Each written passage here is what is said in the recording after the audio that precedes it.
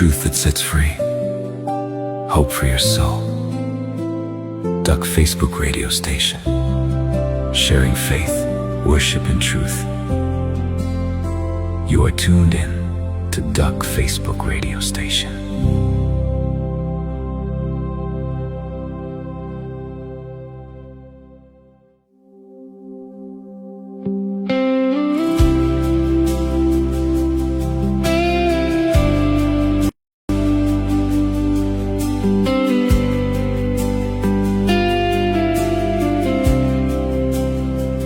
Werk in die wingerd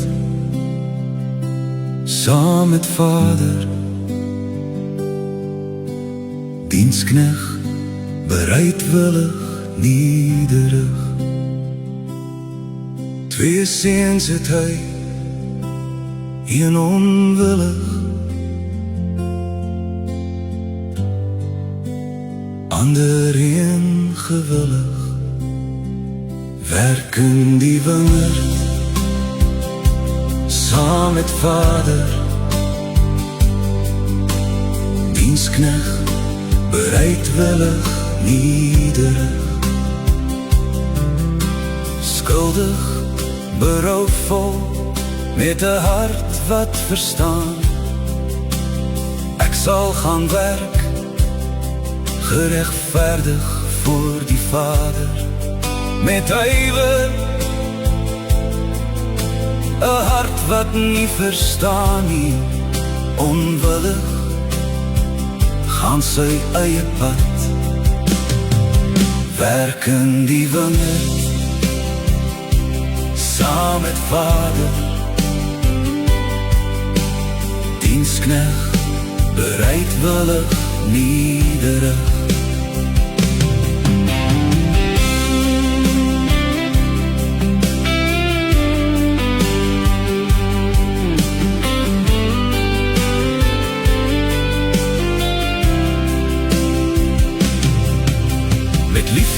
Omhels die Vader, my seun was dood, maar lewe, met blydskap en heerlikheid,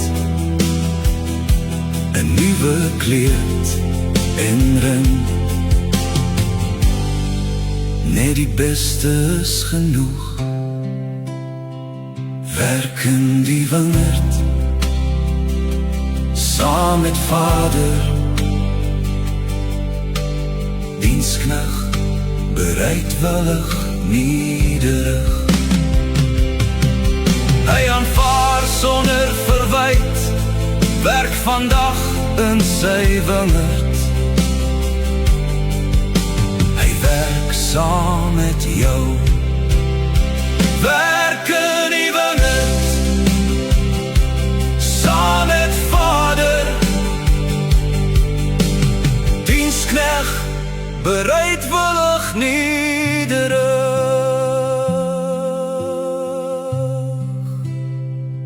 Werk in die wingerd.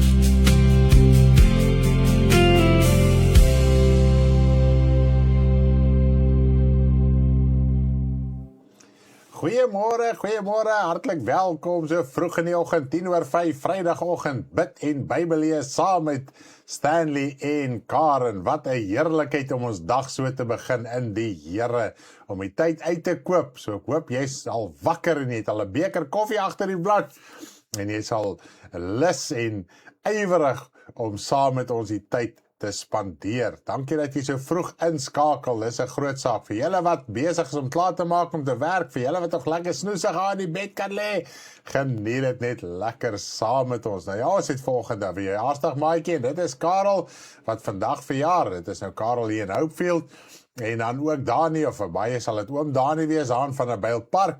So ons gaan vanoggend vir hulle bid. So loof die Here, wat 'n voorreg om so vir ons broers en susters te kan bid op hulle verjaarsdag. Dit is maar net vir ons 'n herinneringe tyd, om ook so aan hulle te dink, aan ons medebroer en suster in die Here, want dit is ware familie, dit is die regte, egte familie.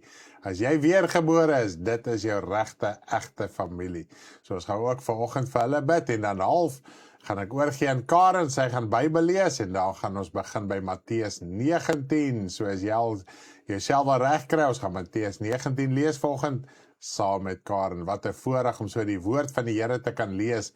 Dit gee vir ons geloofsekerheid, né? Dit gee vir ons geloofsekerheid. Dit is 'n groot saak.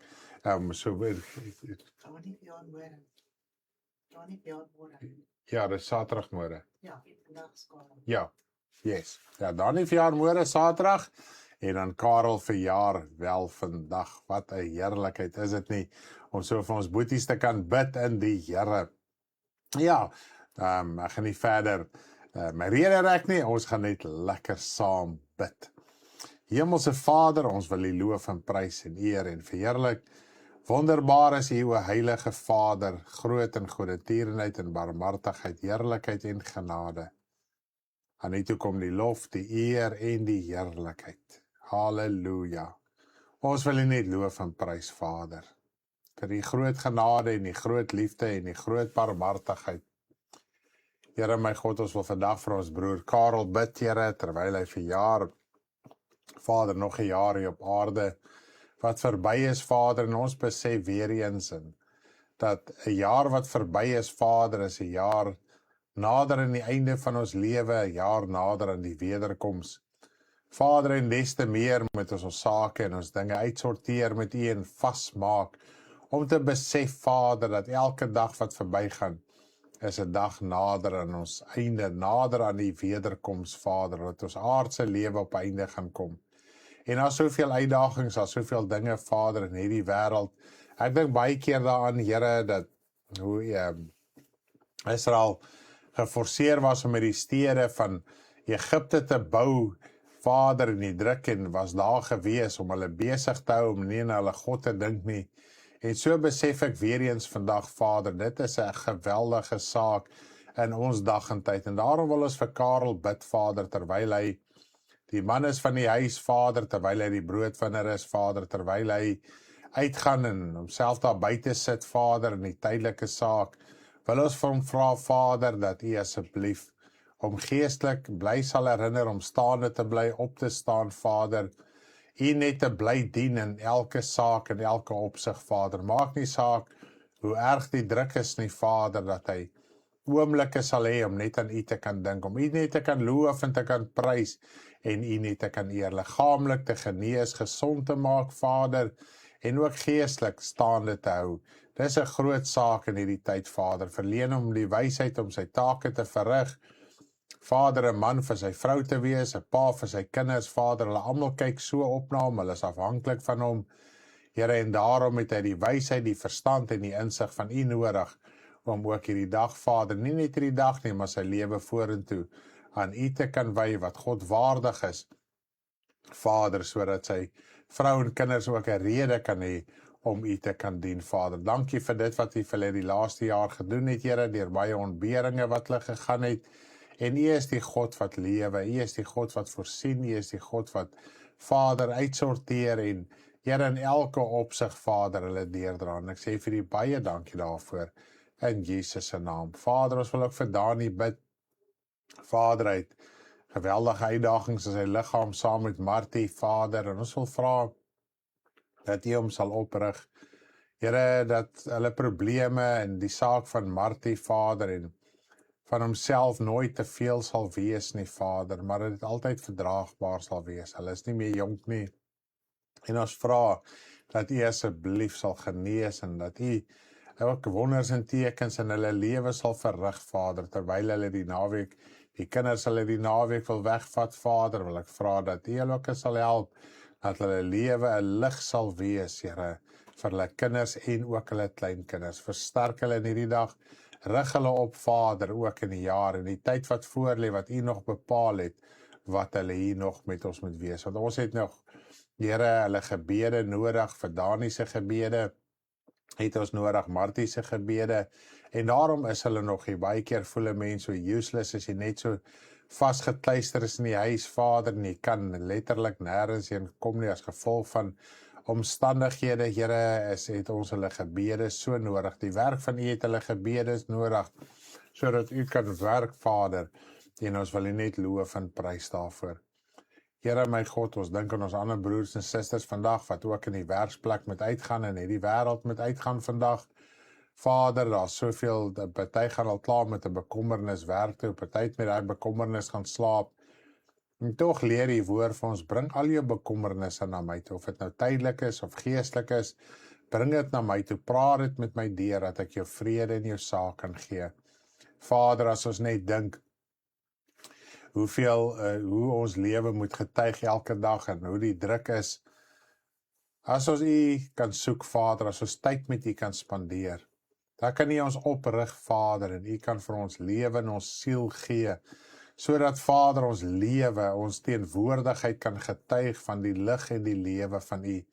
Baie kere wil ons te veel met woorde sê in ons werksplek, Vader, as wat ons eerder daai woorde gebruik en met U tyd spandeer, Vader, met U te praat, ewige Vader, sodat wanneer ons met U praat, dan versterk jy ons het daai innerlike krag, die Gees, Vader, is daar om elke dag ons te herinner aan die woord van U, Here, en dat die vrug van U in ons lewe kan tevoorskyn kom, dat dit sigbaar kan raak, en Here Jesus, dis wat U ons kom leer het, werk in die innerlike, werk in die binnekant, werk daar so, werk, sorteer uit, Vader, baie keer soos die gelykenis wat U gesê, die lied wat ons nou ook gehoor het oor die gelykenis, daar was die twee seuns, die een was aanvanklik onwillig, en die ander een was gewillig, maar baie keer die een wat gewillig is, gaan nie, oorywerig, maar hy gaan nie, maar die ene wat onwillig was, het later berou gekry, en hy het met gewilligheid wel in hy wingerd ingegaan, en het vir sy vader gaan werk.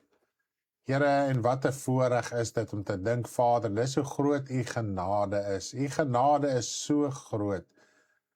Wanneer U ons roep, wanneer U met ons praat, is ons baie keer onwillig, ons maak ook partykeer maar soos Jona, ons kies 'n verkeerde pad, omdat ons nie kans sien vir die pad wat vorentoe lê nie. Maar tog, wanneer ons dit begin stap, is dit 'n heerlikheid. Tog, wanneer ons die keuse begin maak, en besef, ek kan nie langer hier op my laurere rus nie, ek kan nie langer hier rus en agteroor sit en verwag alles moet net gebeur uit die nietheid nie, maar ek moet begin saamwerk met gebede, ek moet begin saamwerk met my tyd, Vader, en dan verander die hele prentjie, dan kry mense maar versterking, en as die versterking innerlik is, dan breek dit deur na die uiterlike toe, en ek wil vir U baie dankie sê, dat ons die voorreg en die uitnodiging, dat Jesus vir ons die deur kom oopmaak, en die pad kom oopmaak, en die vyand kom oorwin het, wat in die pad gestaan het, dat ons siele gered kon word, en ons siele kan nou gered word, deur die Seun Jesus Christus. Baie dankie daarvoor, Vader. Dis 'n geweldige voorreg wat ons het, meer as wat ons besef. Vader, U is die God wat lewe, van nou af tot in alle ewigheid. Ons dink vandag aan ons kinders wat in die skool is, Here, ons jong mense, wat al U aangeneem het, Vader, en ons besef die druk en die tydsomstandighede waarin die jong mense lewe, dit gaan nie altyd maklik nie, daar's 'n geweldige druk, maar is tog keuses vir U wat ons moet maak, Vader, en wanneer ons die regte keuse maak, Vader, dan is die verlossing, die bevryding is daar, die oorwinning is daar, die redding is daar, en hoe meer ons die regte keuse maak, hoe meer groei die saad van U woord, U heerlikheid binne in ons hart, Vader, want te veel wil ons dinge net doen, Vader, sonder om 'n keuse vir die woord te maak. Ons wil hê die regte ding moet altyd net in plek val, en die regte ding moet altyd net daar wees, Vader, maar wanneer ons 'n keuse vir die woord kan maak, dan begin hy saad te groei, die woord wat ons gehoor het, soos wat ons gister gehoor het van die bitterheid, en ons moet vryspreek, ons moet 'n gesindheid, ons moet 'n karakter van vryspraak hê, Vader, soos wat Johannes die Doper het verkondig en uitgeleef het, soos wat U, Here Jesus, die voorbeeld vir ons gestel het, en ons sien dit ook in die lewe van die apostels, hulle wat die woord geskryf het, die lewe van vergifnis, Vader, en vergifnis vir almal, vergifnis teenoor almal, Vader, ons moet die woord uitleef, en wanneer ons dit kan begin toepas, wanneer ons dit kan begin uitleef, al sukkel ons en ons praat met U, Vader, en dis die groot ding, U wil hê, ons moet met U bly praat, ons moet met U bly uitsorteer, Vader, en dan begin hy saad te groei en 'n groot boom te word, want ons los dinge vir wat dit is, En baie keer hef ons maar verskonings aan waarom ek nog kwaad word, waarom ek nog bitter is, waarom ek nog opstandig is, waarom ek hierdie sonde en daai sonde nie kan los nie. Vader, ons verlede is nie 'n verskoning, want ons weet nou wat is die nuwe ding om te doen, wat is die regte ding om te doen. Maar hierdie vlees het ons gekweek, ons het hom so gekweek, ons het hom sterk gemaak. Hy het 'n sterk boom geword in ons lewe. Party fasette is sterker as ander fasette. En so leer jy ons Vader om hierdie ou boom te ontwortel, sodat die nuwe boom, die nuwe lewe van U Vader deur die Seun Jesus Christus in ons gestalte kan vind. Die lewe wat U in die begin in die tuin van Eden bedoel het vir die mens om te wees, en ons het afgeval daarvan af, Vader.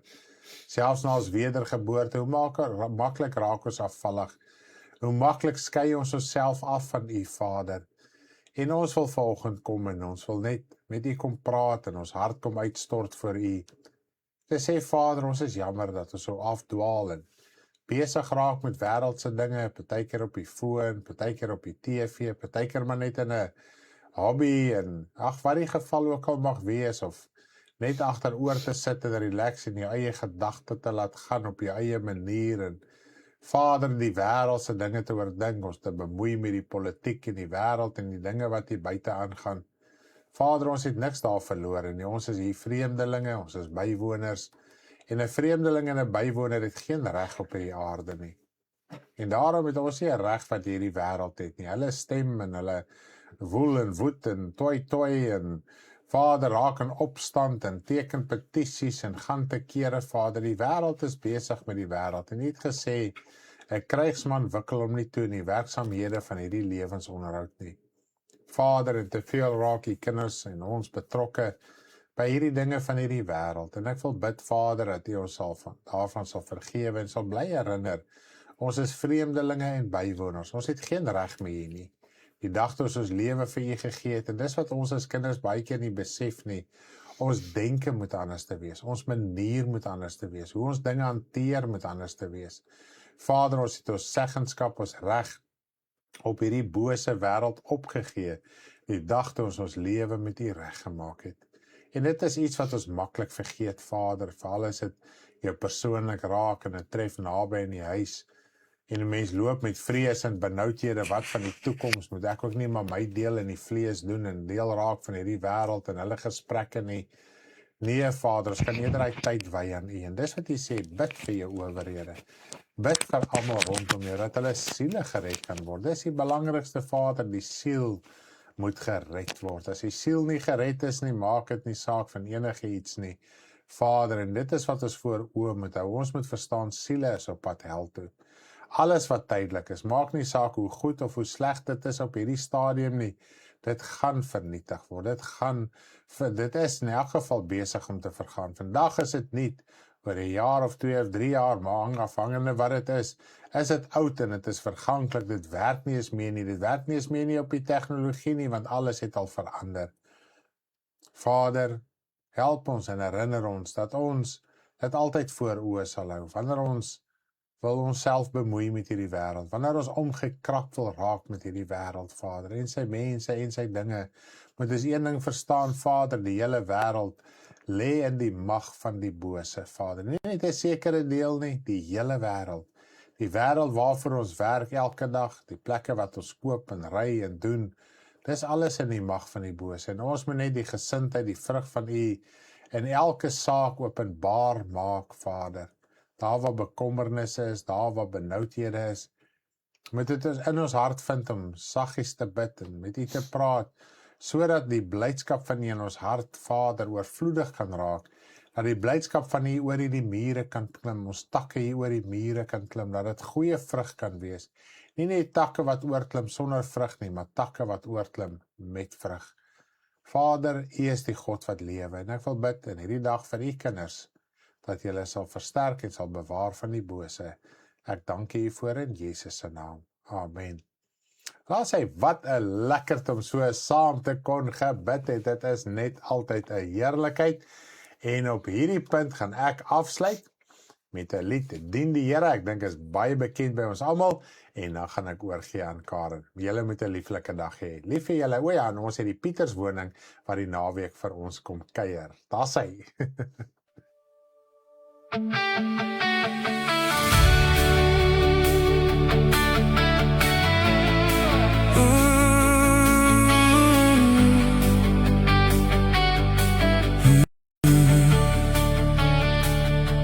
Geen huis nog kan twee Here dien nie, want hy sal die een hart die ander lief hê, of hy sal die een aanhang met sy hart en die ander verag en laat gaan. Jy kan nie verdeel wees binne-in, jy kan nie twee paaie loop nie. Niemand kan twee Here dien nie. Jy moet kies aan wie jy behoort, of God alleen met jou hele hart, of die wêreld wat jou wil vashou. Jy kan nie God en Mammon dien nie. Daar is net een troon in jou binneste. Kies vandag wie jy sal dien, met jou lewe, met jou alles, met jou siel.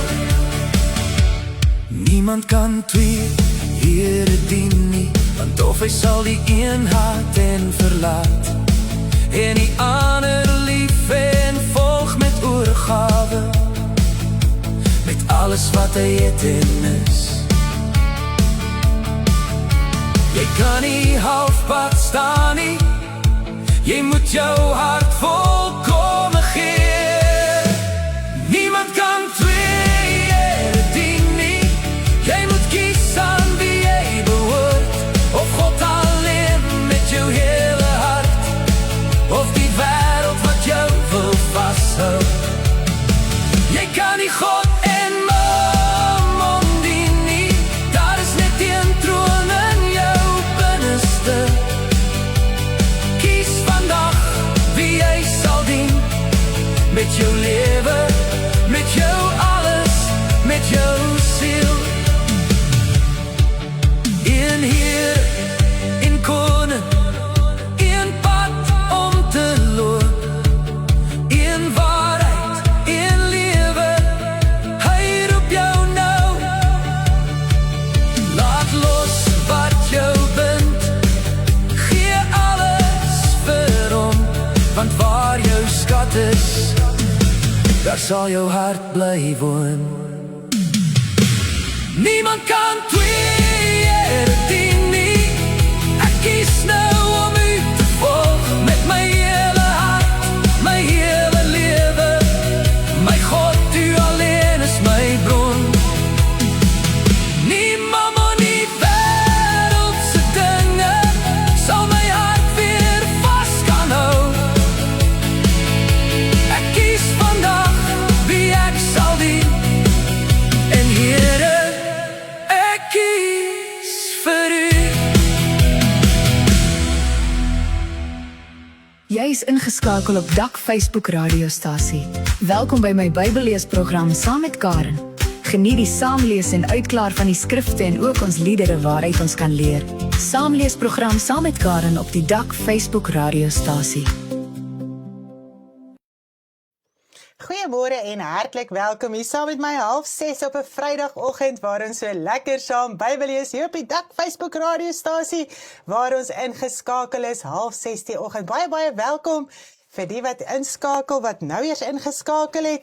Ons loof die Here vir hierdie wonderlike geleentheid wat ons het om die woord se kan saam lees en met mekaar te kan deel en sekerheid te kan kry oor al die skrifte. Baie dankie my man vir die heerlike gebed vanoggend.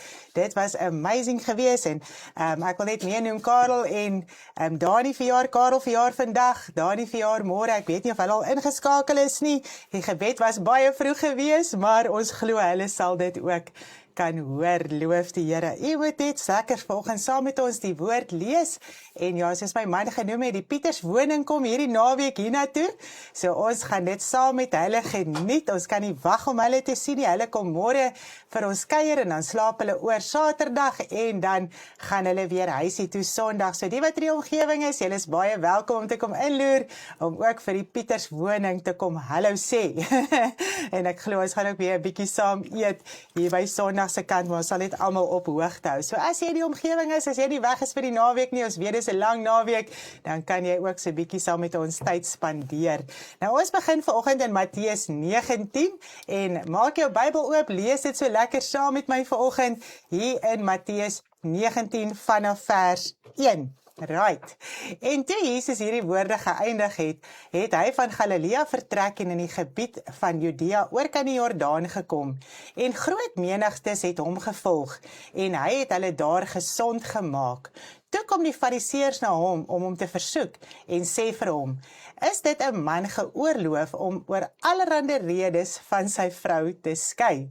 En hy antwoord hulle en sê, het julle nie gelees dat hy wat hulle gemaak het, hulle van die begin af man en vrou gemaak het nie? Ek gaan net eers die deurlees en dan gaan ons lekker die deur gesels.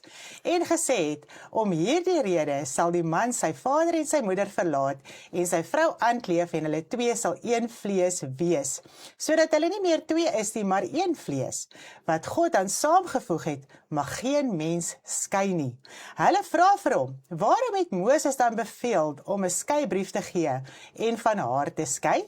En hy antwoord hulle, omdat Moses wees die verhardheid van julle harte julle toegelaat het om van julle vroue te skei, maar van die begin af was dit nie so nie. Maar ek sê vir julle, elkeen wat van sy vrou skei behalwe oor hoerery en 'n ander een trou, pleeg egbreek, en die wat die geskeie vrou trou, pleeg egbreek. Sy disipels sê vir hom, as die saak van 'n man met 'n vrou so is, dan is dit nie wenslik om te trou nie. Maar hy sê vir hulle, almal vat hierdie woord nie, maar net aan die wie dit gegee is. So kom ons gesels net gou so 'n bietjie hieroor. Nou, Jesus gaan ook terug na die begin toe, nie? Hy sê van die begin af, was dit nie so gewees dat die man en vrou kon skei nie, want God het deur Jesus Christus die man en die vrou gemaak, hy het hulle een gemaak, en so moes dit wees, hulle moes so opereer in die huwelik. Nou, ons kan terugverwys na Genesis, want onthou net, hulle het nog nie 'n Bybel gehad nie. So nou verwys hy terug na Genesis. Wat het daar gebeur? Wat het met die hele saak van Adam en Eva gebeur? En die groot saak is, hy sê hierso dat Moses het hierso 'n skeibrief gegee, en Jesus sê, maar dit was nie so gewees van die begin af nie, en dit moet ook nie so wees nie, want dit is weens die verhardheid van jou hart, dat die man die vrou wil skei, of andersom. Nou, ek kan net dink, in die Ou Testament, was die gees van God nog nie daar nie, hulle kon nog nie tot wedergeboorte kom nie, hulle kon nie verlossing kry nie, mans kon nie verlossing kry nie, vrouens kon nie verlossing kry nie, so dit was 'n geweldige saak gewees, hulle was nog so in die vlees vasgevang gewees, en Jesus kom maak bekend wat in die nuwe gebod, in die nuwe testament moet gebeur, met die huwelik, en hy gaan terug na die begin toe, want dit was nie oor die wetse saak gewees wat die huwelik was nie, dit was aan die begin gewees, wat God gesê het, dit is hoe die huwelik moet wees. Maar die mens wat onrein is, die mens wat vol sonde en ongeregtigheid is, wil altyd alles verwoes, en hy het ook die huwelik verwoes, is dit nie so nie. En as ons nou kyk van die hele saak, dat hy sê, dat as jy skei en jy trou weer, lewe jy in hoerery. So wat moet ons hier verstaan? Dat die mense hart is baie keer so verhard. Nou ons praat hierso met kinders van die Here. Onthou nie, die woord van die Here is geskryf aan kinders van die Here. Baie skei in die wêreld, hertrou in die wêreld, en as hulle tot wedergeboorte kom, dan word dit hulle vergewe. Dis asof hulle ou lewe nie bestaan het nie, en dit moet ons altyd voor oë hou, want ons verwys altyd terug na die sondaar toe.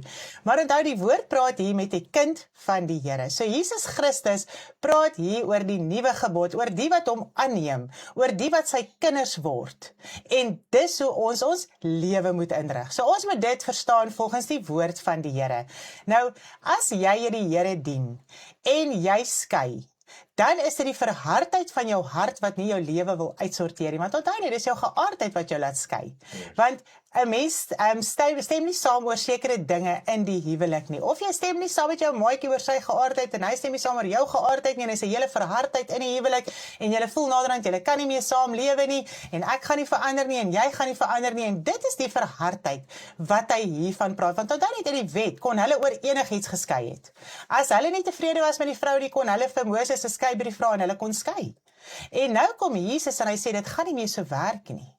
Nou werk dit anders, want onthou net, simbolies was Israel God se volk gewees in die Ou Testament, en dit het gesimboliseer, dit is sy kinders, dit is sy volk, maar almal van hulle het nie die Here aangeneem nie, hulle is nie almal gered nie en al die dinge, so ons moet dit ook so verstaan. Maar nou simboliseer dit vir ons in ons geestelike lewe, wanneer ons kind van God word.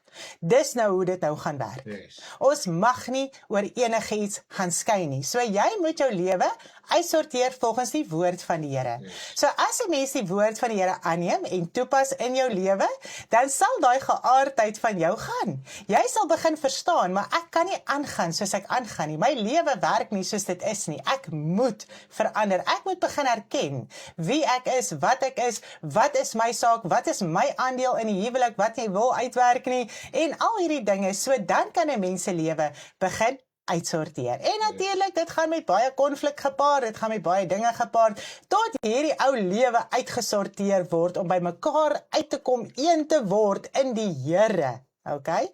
Nou praat ek verder so mooi ons praat gou oor die skei en die hertrou.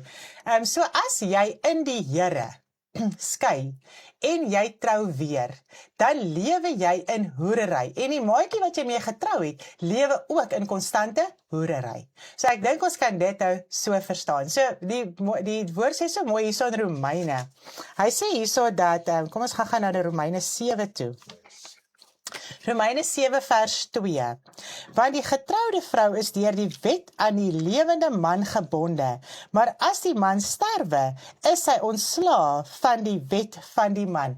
Hy praat hier van die Ou Testamentiese wet, hy praat hierso van die wet van die huwelik. Onthou net, elke opdrag wat God gee in sy woord oor enigiets is 'n wet.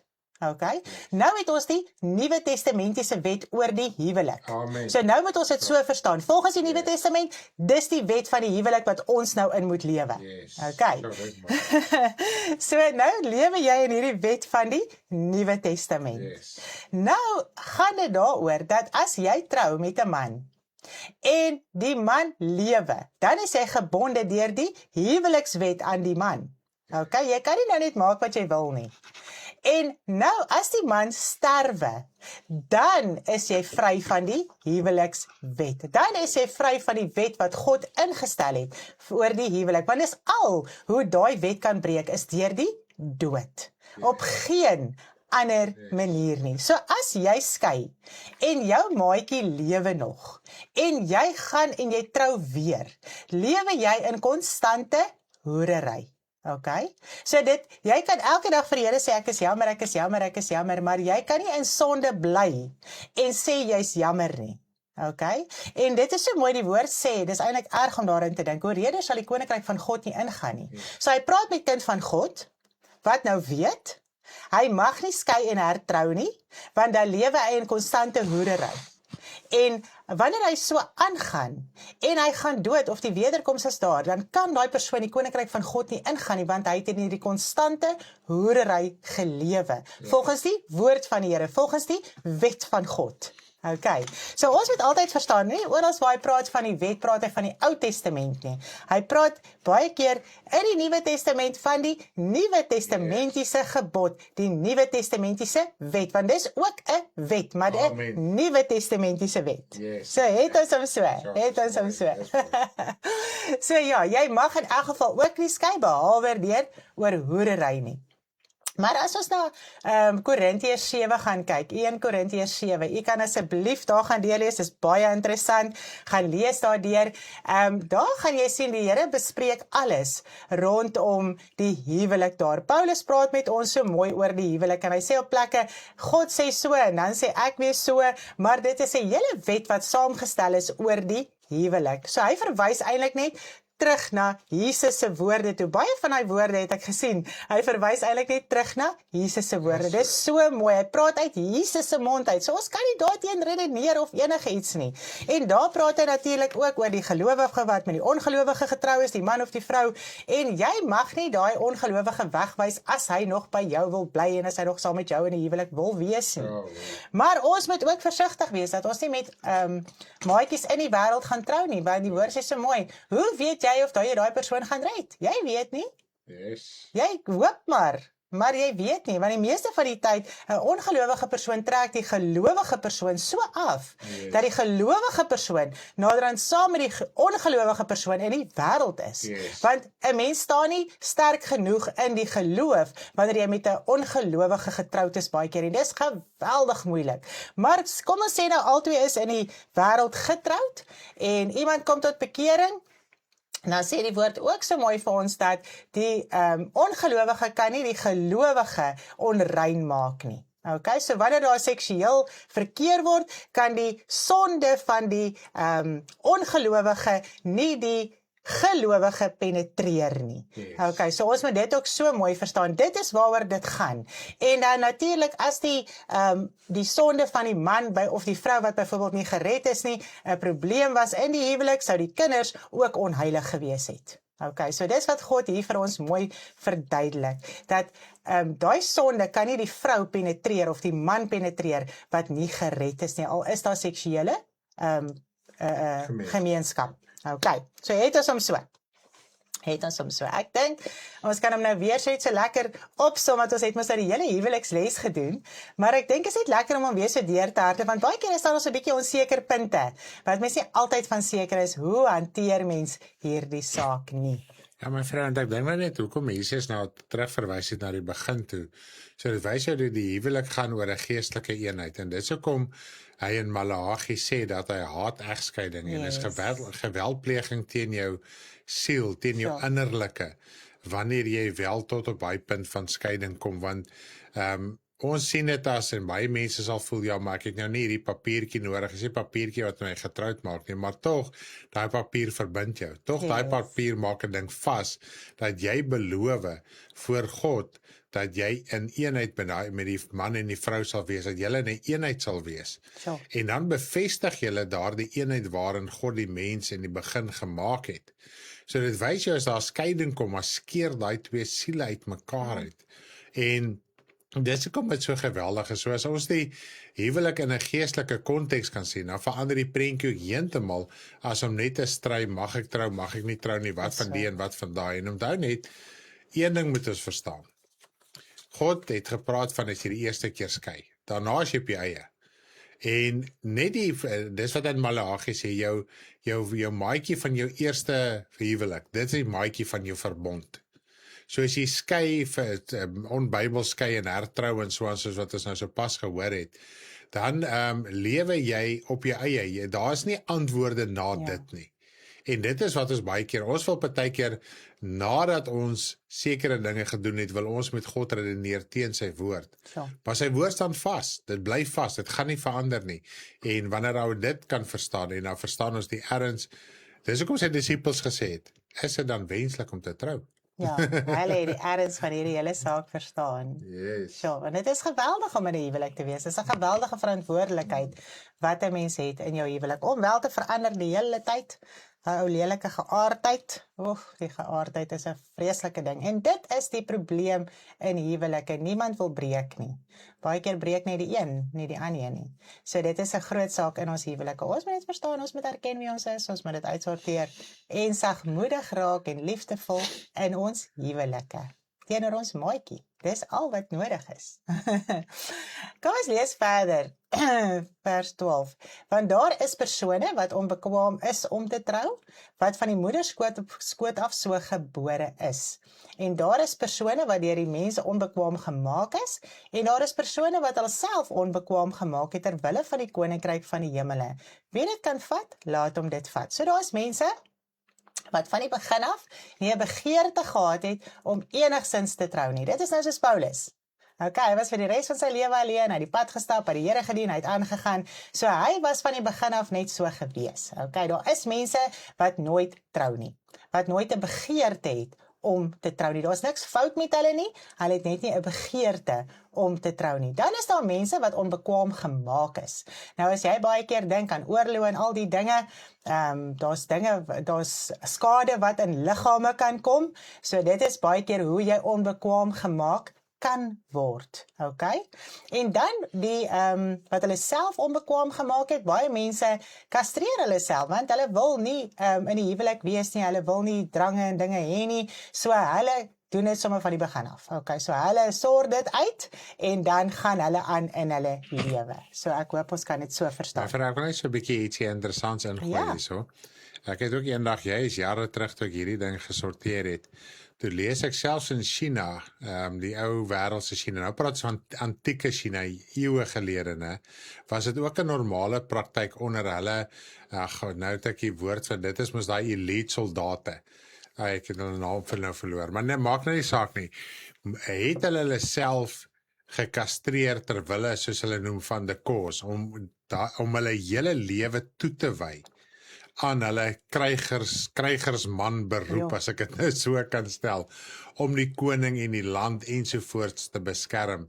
En dit is eintlik 'n groot ding wat met ons praat, hoeveel keer, en selfs in die ander dele van die wêreld, so dit was nie 'n unieke saak eie aan die Jode, of wat die geval ook al mag wees nie. Dit was eintlik 'n wêreldwye tendens. Jy kan jou so toewy aan 'n saak, en dis wat hulle gedoen het, veral soldate in daai konteks, en selfs hulle wat die vrouens moes opgepas het in koning se paleise, en sodat hulle hele lewe dan kan werk, dat hulle nie hulle gedagtes en hulle lewe afgelei kan word deur 'n vrou nie. Sure. Ja, dit was baie interessant toe my man dit gisterand vir my vertel. Ewen Esther se oppasser, nee. Dit is baie interessant vir my. Hy sê, toe bring hulle kindertjies na hom, dat hy hulle die hande sou oplê en bid, en die disippels het hulle bestraf. Maar Jesus sê, laat die kindertjies staan en verhinder hulle nie om na my toe te kom nie, want aan sulkes behoort die koninkryk van die hemele. En hy het hulle die hande opgelê en daarvandaan vertrek. En ek dink baie keer is hier 'n groot verwarring, omdat mense voel hulle moet kindertjies laat inseën. Daar is geen opdrag van ons met kindertjies inseën nie, wat Jesus hier vir ons gewys het. Almal is welkom in die evangelie. Elke liewe mens, kind, elke ding is welkom in die evangelie. Okay, almal kan dit aanneem. So dit is wat hy hier gewys het. Niemand word weggewys nie, niemand word bestraf nie, niemand word weggejaag nie. Elke een wat die Here wil dien, wat die Here wil lief hê, mag na hom toe kom. Okay. En dan sê hy ook vir ons, laat die kindertjies staan en verhinder en laat hulle na my toe kom, en dan sulkes behoort die koninkryk van die hemel. En het hy vir ons ook so mooi verduidelik, maar ons in 'n vorige hoofstuk, dat ons moet word soos kindertjies. Okay, ons moet so opreg wees, ons moet so afhanklik wees. Ons moet na hom toe kom om gered te word. En dan is ons kinders van God, en dan moet ons in daai afhanklikheid kan bly lewe. Ons moet in daai sagmoedigheid, liefde kan bly lewe van 'n kind. Daai gehoorsaamheid en alles teenoor sy vader. So dis al wat hy hier probeer sê het. Hy het nie gesê gaan seën die kindertjies in die wêreld nie. Ons moenie daai dinge doen nie. Hy het dit net vir ons kom wys. Elkeen is by hom welkom. Okay, as ons dit so kan stel. So ek hoop ons het dit so. Yes, amen.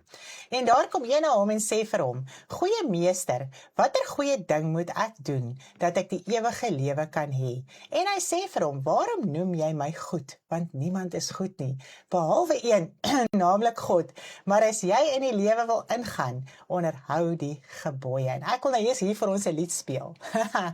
Dat God verander nooit. God is goed. Dis die enigste een wat goed is. En even Jesus het dit gesê. En hoe is ons baie keer so besig om te verduidelik hoe goed is ons as mens? Ek is hierdie goeie mens, hierdie sagte hartjie, almal loop oor my en ek gaan net aan en ek deel net uit en ek doen net alles. Maar is dit goed? Want Jesus het homself nie eers goed genoem nie. Hy het gesê, net die Vader in die hemel is goed, want Jesus se vlees kon nog enige kant toe draai. En hy moes die hele tyd oorwin, tot op die einde toe, want hy was in hierdie vlees gewees, so hoe kon hy gesê het, hierdie vlees is goed, niks in hierdie vlees is goed nie. En Jesus moes oorwin tot op die einde toe. So hy sê, net my Vader in die hemel is goed. So kom ons luister gou 'n liedjie van dit. Waarom noem jy my goed? Niemand is goed, net jy naamlik God. As jy wil lief, hou my gebod. U sien die persoon van 'n mens nie aan nie.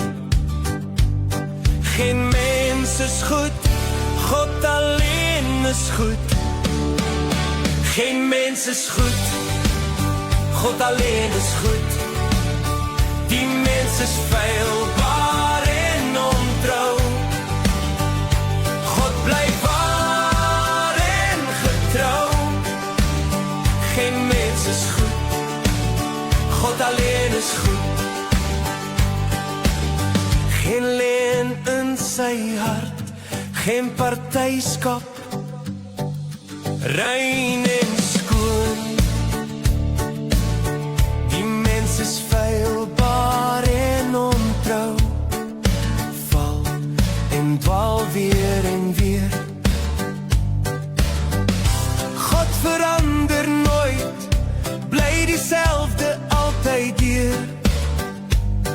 Jy sien die persoon van 'n mens nie aan nie. Die oordeel is reg en rein. God het geen partyskap of leuen in sy hart.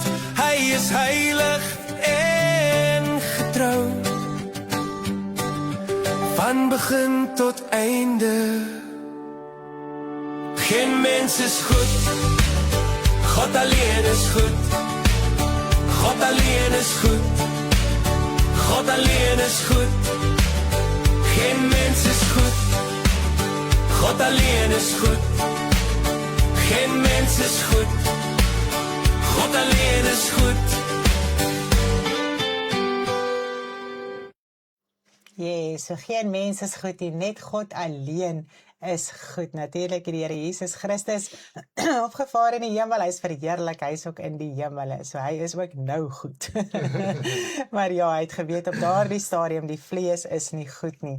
So ons gaan volgende hier afsluit, ek wil nou nie verder gaan nie, want dit is 'n hele gedeelte wat ons verder moet bespreek van die jong man wat vir Jesus kom vra het, wat moet hy doen om die koninkryk van God te kan ingaan. So ons gaan eers hierby volstaan.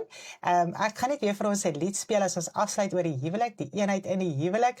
Ek dink dit het dalk volgens 'n bietjie ingesink in ons harte, gaan lees gerus Korintiërs 7 deur en dat dit so 'n bietjie grondslag in 'n mens se lewe het van die huwelik. Dit is asof 'n mens nie verstaan van sondaar en kind van God nie. Maar vanoggend dink ek, kan ons daai onderskeid tref. Die kind van God het hierdie verantwoordelikheid in die woord van die Here. Die sondaar, hy moet nog sy hart vir die Here gee, hy moet nog tot bekering kom. Hy gaan nie hel toe omdat hy weer geskei en gehertrou het en al die dinge nie. Hy gaan hel toe omdat hy nog nie sy hart vir die Here gegee het nie.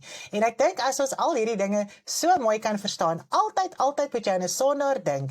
Hy gaan nie oor een of ander sonde hel toe nie, hy gaan daaroor omdat hy nog nie gered is nie, omdat hy nog nie sy hart vir die Here gegee het nie. Daarom gaan hy hel toe. En dit is hoekom dit so belangrik is dat ons altyd moet verstaan, ons moet vir siele bid in die wêreld sodat hulle harte vir die Here gee. So en ons moet ons lewe so inrig. Ons moet nie daai struikelblokke wees nie. Ons moet ons lewe so inrig dat elke een gered kan word waarmee ons te doen kry. En as dit nie gebeur nie, dis ook nie 'n probleem nie. Die evangelie is uit, die evangelie is verkondig en elkeen moet dit aanneem of nie aanneem nie. So ons moet vry wees in ons harte, ons moet lewe, ons moet aangaan en ons moet in die Here geniet en lewe en blydskap hê en opgewondenheid net omdat ons die Here dien. Dis waaroor ons kan bly wees vanoggend. Ons siele is gered. Ons kan hemel toe gaan. Dis waaroor ons moet bly wees. Prys die Here. So ek gaan afsluit met die lied. Julle moet 'n baie lekker dag hê. Gaan daar môre musiek hier wees, my man? Daar gaan môreoggend musiek hier wees, 6:00 die oggend. Asseblief skakel in, lekker musiek hier. Ek dink ons almal mis dit al vreeslik.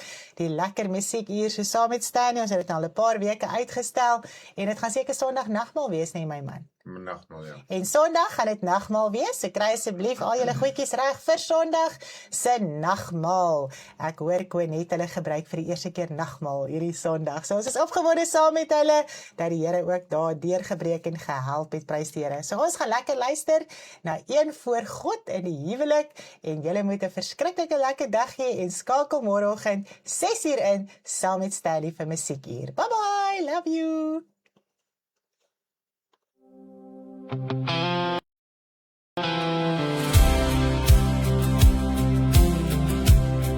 Hy het hulle een gemaak van die begin af, 'n verbond voor God.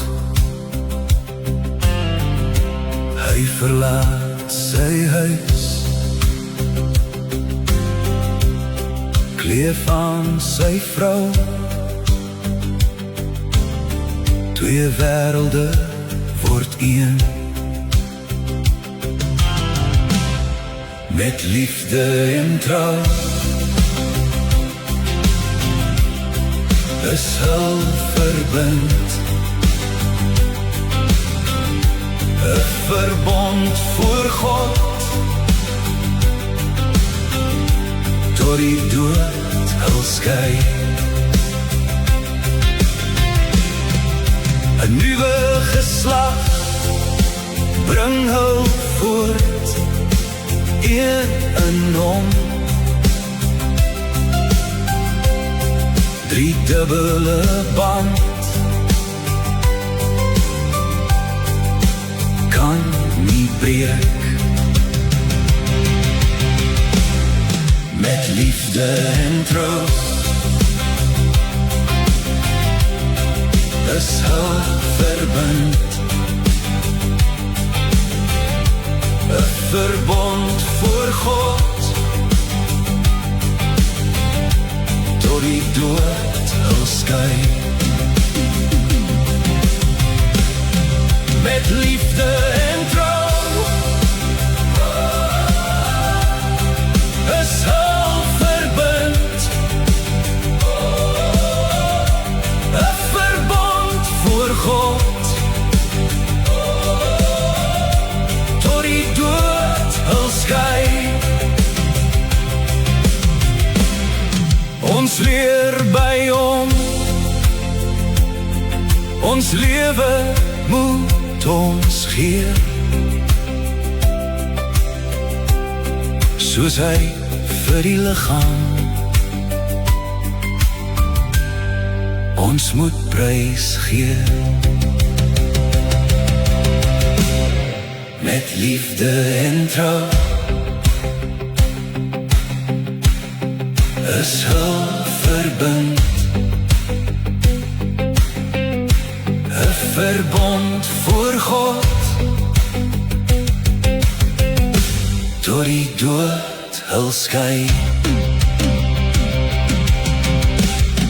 Met liefde en trouw is hul verbind, 'n verbond voor God, tot die dood hul skei.